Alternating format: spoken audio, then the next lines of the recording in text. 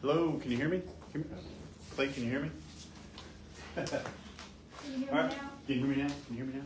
Tim Arrowwood with Preferred Rate Mortgage. Happy to see you all today. So there you go. What I needed. So, what's going on? It's going to be hard to compete with the princesses today, but I'll do my best. So, no, not you. The girls. Come on. So, can you hear me okay? I can't find it. You know, you can't compete against cute little girls or boys, puppies. It's like, if I can pull this off, this will be amazing. Right?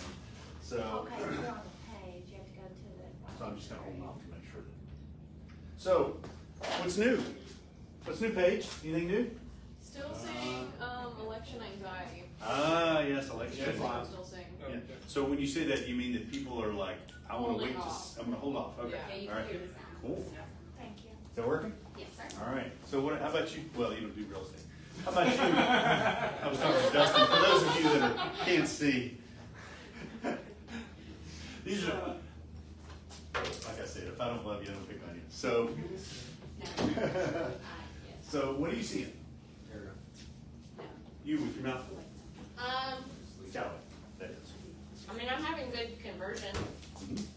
but a lot of people are like, I'm just looking, and it's like, oh, okay, awesome. So, on your timeline, what are you looking at? Oh, in the next 3 months. Not right now. Okay, well, you just have to talk to them. It's a lot of smoke screens. But if the biggest thing is people don't know enough about lending, Mhm. so I try to move them towards you. Like, hey, you can just have a conversation. That'll make you more comfortable. So you know the ins and outs of what you need, what documentation you have, how your interest works, and all of that. I think that's people's biggest thing. But rent's not going down. No. How do you, I was thinking about this the other day. I know, think about real estate. How would you have the conversation with a buyer to make them feel better about a payment more so than thinking about the interest rate? How to get them being like, don't worry about what is your, I guess what I'm trying to say is, how do you get them focused more on what their payment's gonna be rather than what their rate is being? Framing the question. Well, yeah, so when I talk to a client, I usually start off, try to build a rapport and then say, before we get into the details of the application, it's like, have you thought about a budget? What's your budget, right? Because sometimes people are qualified for more than their budget. Some people don't have a clue about, I don't know how many people I've talked to recently that said, what kind of price range are you in? Oh, 250 to 300, and I really don't want to spend more than 1,200 a month, right? And I'm not putting any money down. So I gotta have that conversation once. But I usually just try to understand what that's Lincoln, by the way. Nope. And there's no way that you got under the camera. You were just about right here, and it's got me all over. So, I just try to understand what their, what their budget is and why. Sometimes it's because they're renting, right? I talked to a couple yesterday, and they're all been out of shape because their rent's going to go from $700 to $750. They raised it twice on me. They sold this place. I don't know what they think, and I'm like, you can't buy anything for anything under $1,000 a month, 100% financing. You're at about $80,000 to $90,000 purchase price. So don't burn a bridge with this particular rental because you may have to stay there, whether you like it or not. I don't know. I don't know. To answer your question, I have that conversation a lot, but eventually it comes down to what interest rates are, Dustin, and I can't. It is what it is. We have the conversation about, we talk about the payment. There's an expectation that rates are going to drop. There's no promise of that, but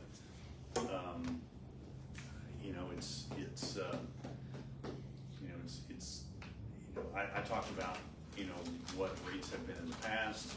Talk about as an old guy. My dad was doing a development. The interest rates were 18, 19%. Let's run your numbers based on that. And they're like, oh, that's crazy.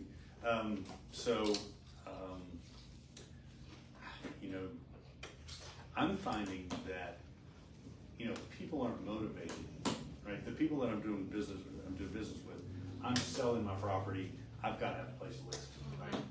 I've got to get out of California because they just raised my, property or my homeowner's insurance up to $10,000 a year, right? I'm having to get out of, I gotta leave to come here and, you know, this is part of it. If people are, you know, to motivate somebody to move, it's not something that we can do. I don't know if that makes sense. So, I'm answering your question, but, you know, I'm just trying to find what their motivators are, and if I find out that they're just kind of thinking about it, there's no magic script that's gonna make them change. It's more of, you know, we pick at the pain, like, so what does it mean if you stay there? What does it mean if you do this? What does it mean if you do that? And so staying, you know, you're okay with staying in the place that's got mold? Well, you know, Yeah. whatever that happens to be. Their biggest thing is how expensive it is. When's it gonna drop? It's like, it doesn't matter, because you can't afford a conventional loan anyways. If it did and went into foreclosure, you can't utilize that loan for that anyway, so. So, sorry. Oh, I'm not asking questions. So, any lending questions? Anybody got a deal that's weird or sideways, or got a weird application that you curious about? No? I do have a question. You do? Yes. So with the NAR settlement. Yes. Changing buyer, Yeah. buyer commissions being paid for. Okay. In the lending world, Yes. are you guys working on changing any sort of forms or requirements to add in buyer? Yeah. Closing costs, like a buyers good question. bringing more to the table at closing, or how will that work? I know it's kind of Yeah. new, and also Right. the VA loan Mhm. folks Yeah. Yeah, they changed.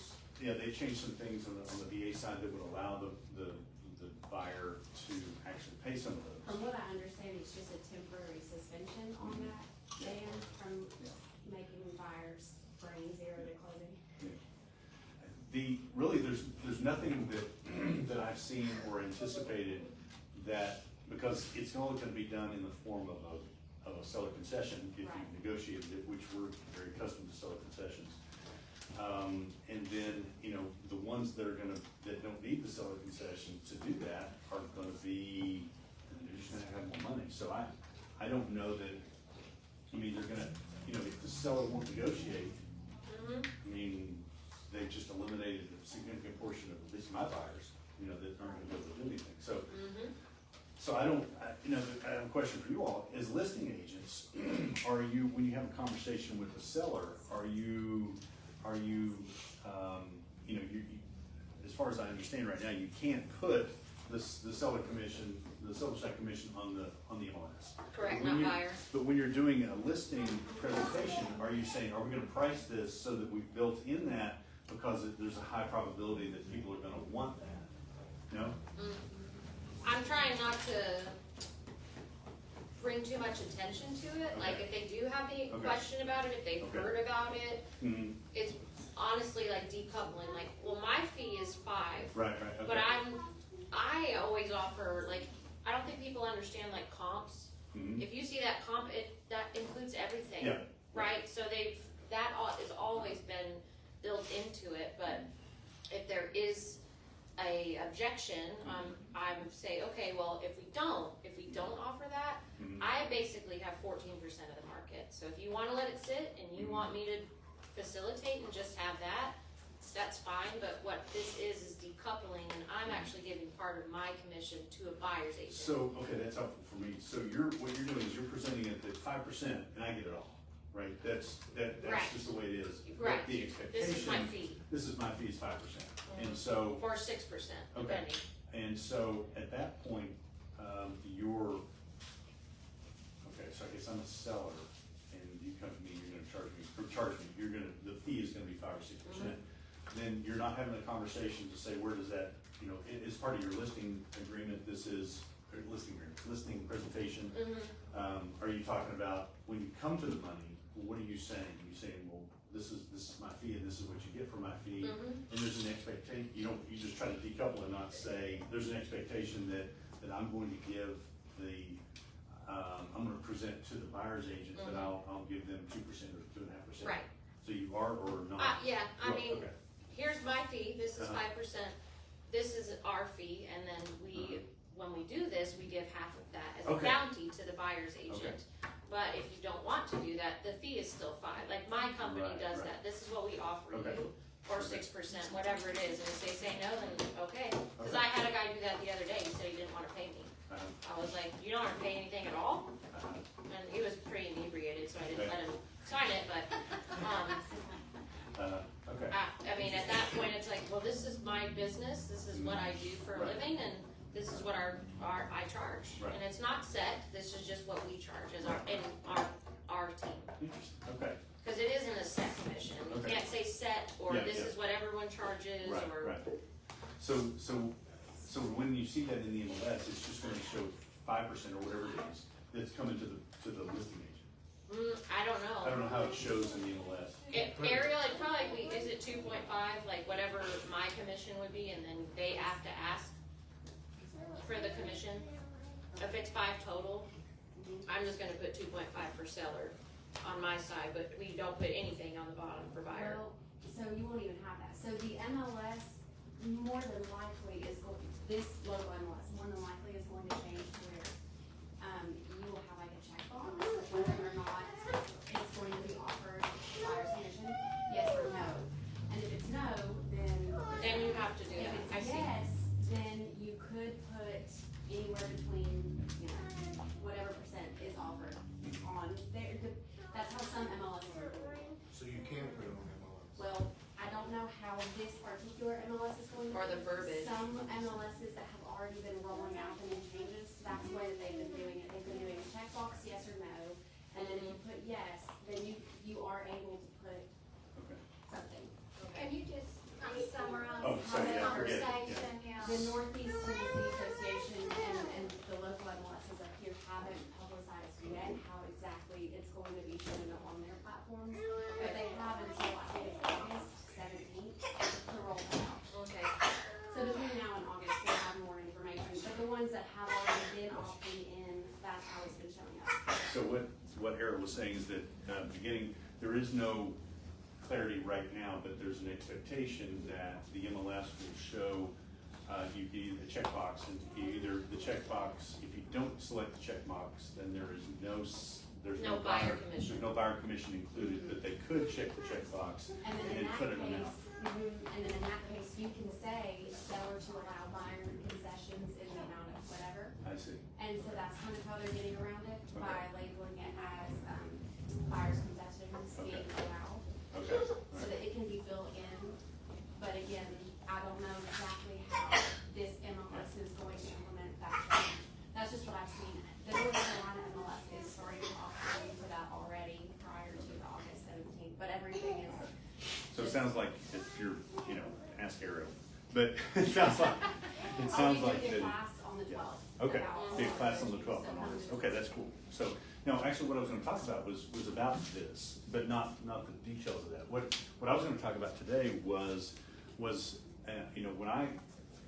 I hear buyers, that's my people are buyers, my people are buyers, and so I'm hearing more and more of them are confused about what it means, right? So what it means, some people call in and they're like, well, who was it? It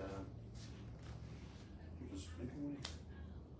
No, it was one of Graham's people, right? So he listed in their house, and he refers them to me, which is fantastic, right?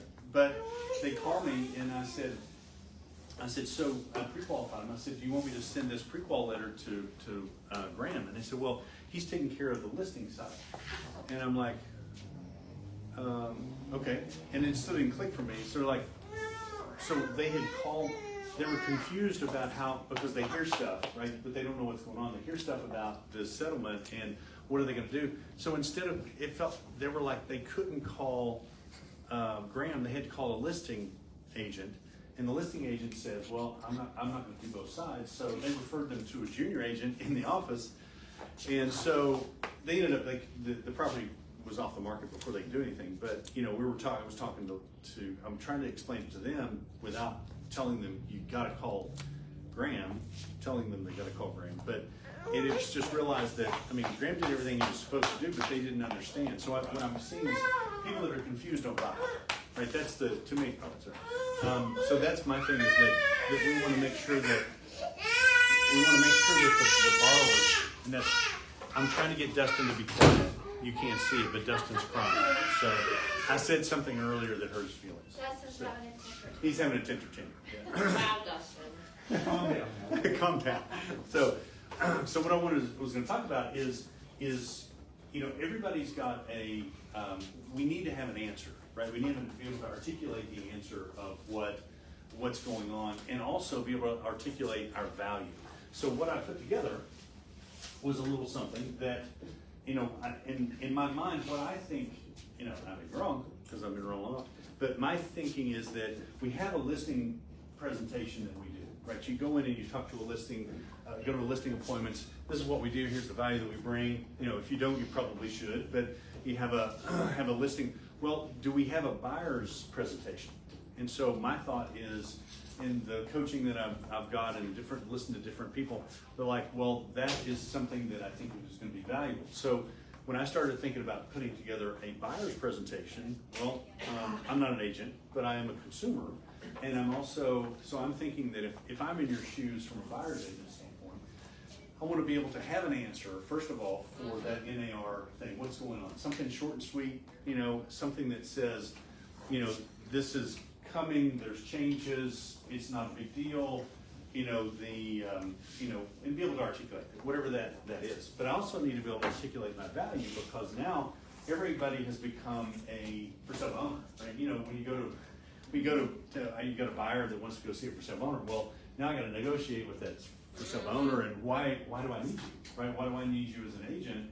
Because it's for sale, I just go there, right? So everybody has become a for sale owner. So being able to articulate what my value is, like, I know what I think it would be.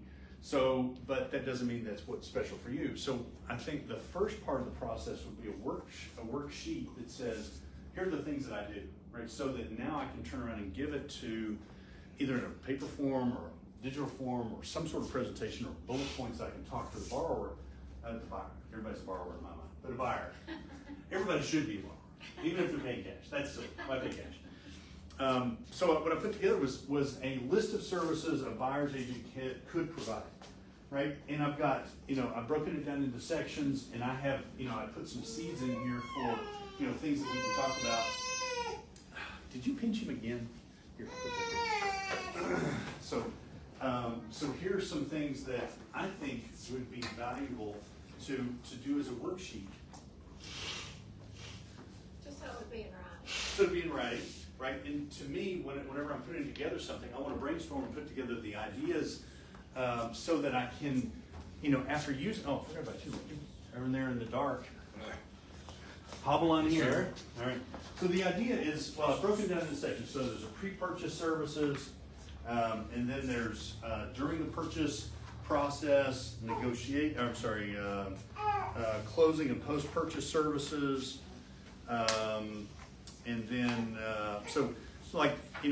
the initial consultation. Well, this is what I do. You got to understand your needs and preferences, discuss your budget and financial situation, explain the home buying process, and here's the value that I bring, right? And there's probably, and there's the reason I put a couple of the lines, like, well, now you can start putting your information in there. Financing assistance, recommending mortgage broker, lender, because, obviously, jokingly, not jokingly, I'd love for you to refer me, but it's not appropriate for every time. It's like, well, I'm buying investment property. Commercial, Okay, right. well then commercial or land and all those different things, but that's a value that you bring, knowing who to connect them with. 100%. Making sure that they are qualified, knowing what their budget is, and then you're educating them, market analysis and trends, explaining the neighborhood, especially if people move in from out of state. It's like, yeah, I can't tell you not to live in that neighborhood, but don't live in that neighborhood. Okay? So we're not redlining. This is more like greenlining, or whatever it's called. And then the property search. Some of these things, yes, are available. Start playing a banjo and be like, oh, this Yeah. Me too. The property search. I mean, can you have a property search with Realtor.com and Zillow? Of course, right? But there are things that you know, when you're talking to a client about the property search, well, some of these things, because I'm in a brokerage, there are some properties that are off market that you're not gonna see. You know, I'm driving around and I see, you know, we got a little, office chat that keeps us up to date on, hey, I saw this for sale home, right? Those types of things that you can start to see value. And then, you know, schedules and things like that, and you know how they're entranced in something. Were they watching? What's that? Okay. It's like, man, it's like. So watch the Tom Fairley. Yeah, that's probably what it is. But you know, as I go through here, scheduling viewings and coordinating this, and putting this schedule together, there's value in that. You know, property evaluation, assessing the condition, the features. I mean, we all know this, but the stuff that you say, oh, this is not going to go FHA, this won't go VA, right? And those are the type of things that the typical consumer doesn't understand. Insights on the property value, potential, advising on property pros and cons, and then a CMA. Well, how much should I offer? You know, all the way down through negotiations, contract management, inspection coordination. So when you start to, like, I could see you going out there and put a dollar amount. For me to consult for that would cost you $200, right? This one's cost you $500. And you know, being able to, you know, I think that, and I don't know the best presentation, depends on your personality and how you like to work with people, but you know, do you have a written presentation that says this is what we do, and this is how we do it, and this is the why? Also, on the last page, I thought, well, I started to put together, well, what would a slide look like if I were doing a slide deck, right? So the first one would be the initial consultation, like why it's important, and what are the risks if I change, you know, for example, I need to understand your needs and preferences. Why is it important? It ensures the agent fully comprehends what you're looking for, saving you time by focusing on properties that match your criteria, okay? What is the risk if they skip that from a consumer? Like, I'm looking at this like, Right. well, what's in it for me? Why is that important to me? Well, you may waste time viewing unsuitable properties, prolonging the buying process, and leading to frustration. Okay, well, that makes sense. So do you turn this into a presentation, or do you have it memorized? But for me, a sales presentation or a script that I put together starts with this process where I'm like, I'm gonna list everything, I'm gonna start, and then I'm gonna start looking at it from a consumer standpoint. And then sometimes the process of putting it into a pretty form helps me to internalize the information so that now I can talk about it easier, right? Or, you know, when I have a presentation, I'm not reading it, I'm saying, well, it says here on this page, right? It says here on this page, this is what this is. And I will leave this with you because it's something that will remind you of my value and how this works. So, I'm wondering if you could do like a presentation of like, this is the subject house, mhm. this is how much was wrong with it, but if you didn't have an agent, this was $50,000 worth of repairs that you would have missed if you don't have that education versus the amount of commission you're paying. Yeah. So when I look at this, you know, there's different ways of doing this presentation, but like if you look on this sheet, it's got, well, here's some tasks involved, and then here's a script for the slide, right? Let's talk about your initial consultations where we sit down and set the expectations, blah, blah. Well, I could see when I put together a flyer or I put together some, like I'm putting together a postcard that we mail out every week. So there's a formula that I use, right? So I've got a 5-star review on the back, I've got people on the back. On the front, I've got a headline, a sub-headline, 30 to 60 word paragraph that goes along with it, and I'm looking, need a call to action, all those different things. Well, Right. this could be the same thing here where I'm like, okay, here's an example of, like when it says risks if it's skipped, well, you know, then here's a risk, and here's an Okay. example, right? As we talked about that, well, what if we skip this point? Well, you know, I had somebody that did this, and this happened, right? Or maybe you personally know somebody that, you know, they're moving here from California, they're coming, they're gonna do all this on their own. They hit the ground and they start looking at properties and they realize all those properties that they looked at are all sold, right? Or they're in Right. that part of town, and Right. and they've blown a full week worth of vacation to come see a place, and And they're they just didn't- wasting the time. yeah. I didn't have the right consultation. Yeah. Yeah. So they've spent, you know, 3 or 4 days of their visit, spent thousands of dollars. So that's a conversation to And have. a Okay. FISBO's not gonna update you either. Yeah, They're not yeah. gonna be like, oh, well, maybe they show up, maybe they don't. Yeah. They're not gonna do that. So I'm just thinking about, you know, and I thought, well, when I started this, I'm like, well, let me put together an example presentation that you guys could use. Well, that's pretty daunting since I'm not in that role, right? It's a little presumptuous too. Can I offer 3 notes? Yes. Okay, so number 1, we do have an office buyer's consult. Okay. Number one, we do have an an office buyer's consultation and listing presentation that you guys can copy and edit to make your own. Perfect. Second of all, the National Association of Realtors has come out with, I think it's 179 ways that we help buyers and then 105 more ways that we help sellers. We've given everybody And I that. did Perfect. have a copy digital, but you can add that to your consultation too, because that really shows the value Mhm. of what you do and why it would benefit them to use an agent versus Right. not. Okay. There's two. There's three. Or did I miss? It was all of It was the all. buyer's consult, Okay. 79 ways, 105 more ways. So don't look at what I've got. Look at what you already have. No, but this no, is no. great. This is great. But I think it gets you thinking because if, again, people that are confused don't buy. And they need to understand, in my mind, I'm thinking, well, I'm going to have that initial consultation like you would with a buyer's, with a listing agent. You go visit with them, maybe you're going to their house, they're sitting at the kitchen table, this is what's going on. I've listened to you, I've understood what your concerns are, and then if they don't bring up the NAR stuff, then it's like, okay, so the elephant in the room is this, let's talk about this, right? So it does this and this and this, it's not a big deal, or it's a big deal, whatever it is, and then move on. You know, is that clear, does that make sense to you? And then, okay, let's talk Right. about, well, you know, you may be wondering how I get paid, right? You know, talk about money, right? People don't like to talk about money, they're uncomfortable talking about money. But the people that make money are the ones that are comfortable talking about money. So those types of things, Yeah. and making sure that they understand, you know, that, you know, and I think that the key for me is that in the past, it's been, hey, the seller pays this, so it's not a really big deal, work with me, right? And then you just kind of move on. But essentially, the buyer's always paid. Yeah, exactly. Right? yeah. The But money's you coming didn't- from the buyer. But you didn't have to have them negotiated, I know. right? It's already there, so it's like, super annoying. and it's not a big deal, right? So you just kind of, at least I would think that would be, I do a lot of things for you, but don't worry about that. And because when I've told people, you know, they're like, well, I'll talk to the, I'll just call a listing agent, I'll get a better deal, right? Those types of things. Well, you need somebody that's your advocate and all those different Correct. things.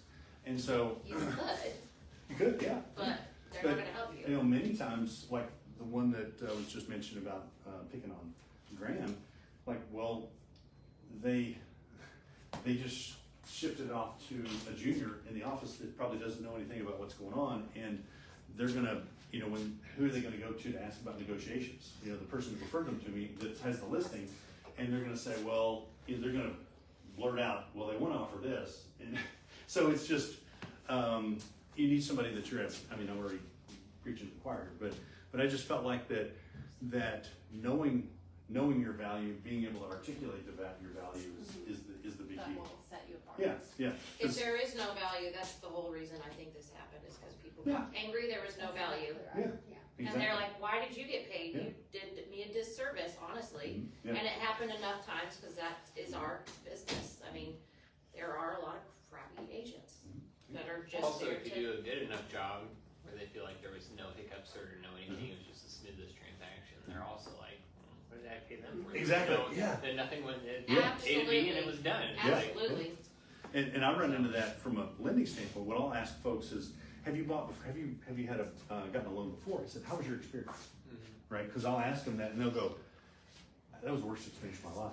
That's a clue, right? So from a sales standpoint, I'm going to anchor on that and say, well, so what? And I'll start to pick them. So what was the issue? Well, you know, the closing, you know, it took 5 extra weeks, and it was like, oh man, that's terrible. Is there anything else that was? Well, the guy didn't communicate.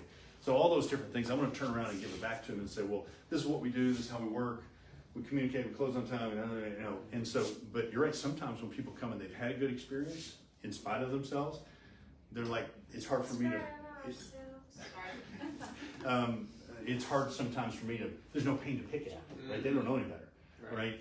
If they've never bought before, then there's a mystery, right? Then they're like, oh, there's a lot of stuff here, so I can draw that part out. But it's like I bought 5 houses. It's, you know, I know I'm an easy buyer. I'm an easy buyer.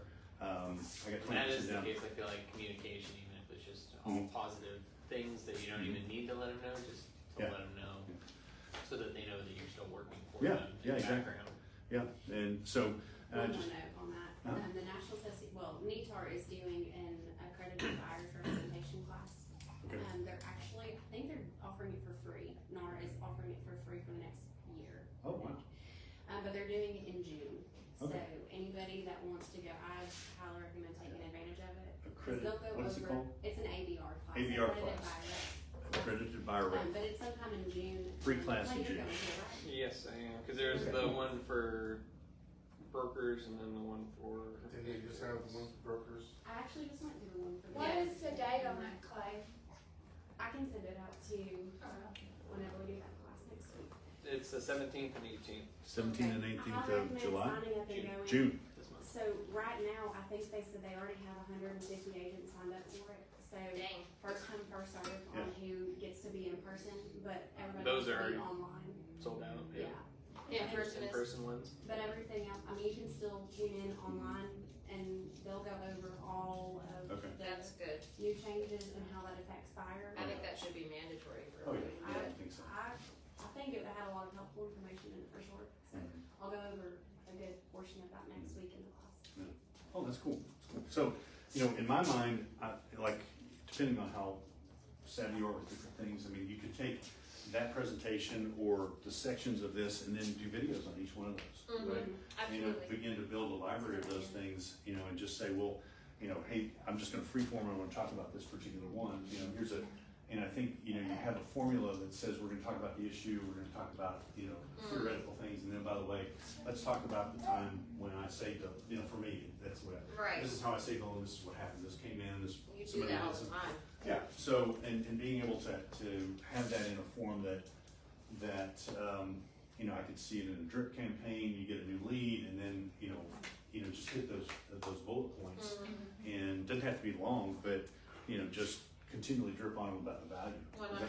Yeah, so, That's what I'm doing today with our admin.